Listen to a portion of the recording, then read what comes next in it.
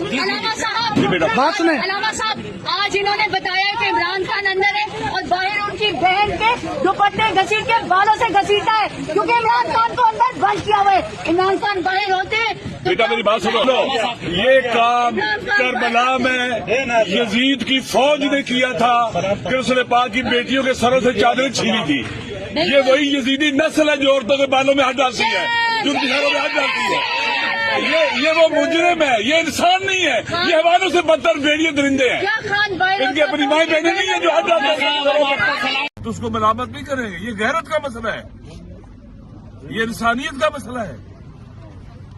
لہذا یہ جو انہوں نے آج کیا ہے نا، اگر کوئی غیرت مند سن کے مر بھی جائے نا، یقین کریں ملامت نہیں کرنی چاہیے اس کو۔ یہ مر مٹنے کا مقام ہے کہ اس طرح کے پاکستان کے اندر حرکات ہوں، پاکستان کے اندر، اور ہم چپ رہے ہیں۔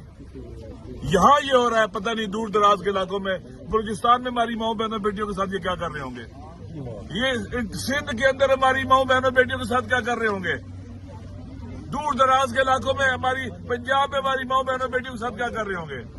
کے پی کے اندر دیکھیں، ہماری ماؤں بہنوں کو گولوں سے مارتے ہیں، ان سے ڈرون سے مارتے ہیں، ان کو یہ بچے مارتے ہیں، قتل کرتے ہیں۔ قاتلوں کو جتنی فرصت ملے گی اتنی تباہی بچائیں گے۔ لہذا ہم سب کو ان کے مقابلے میں نکلنا ہوگا۔ اگر عوام نکلیں گے، یہ مٹھی بھر ظالم بزدل بھی ہے، یہ خدا گواہ ہے پاکستان کے عوام کے سامنے، یہ 1 گھنٹہ نہیں ٹھہر سکتے۔ 25-26 کروڑ عوام ہے پاکستان کے، یہ ان کا مقابلہ نہیں کر سکیں گے، یہ بزدل۔ اگر جس کے گھر میں اپنی ماں بہن اور بیٹی ہو نا، وہ دوسروں کی ماں بہن اور بیٹی کی توہین نہیں کرتا۔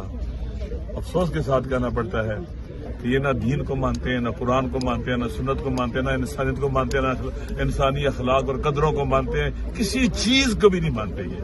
یہ گرے ہوئے لوگ ہیں، ہر چیز کو گرا رہے ہیں۔ یہ لہذا میں ان کا راستہ روکنا ہوگا، انشاءاللہ ہم روک کے رہیں گے۔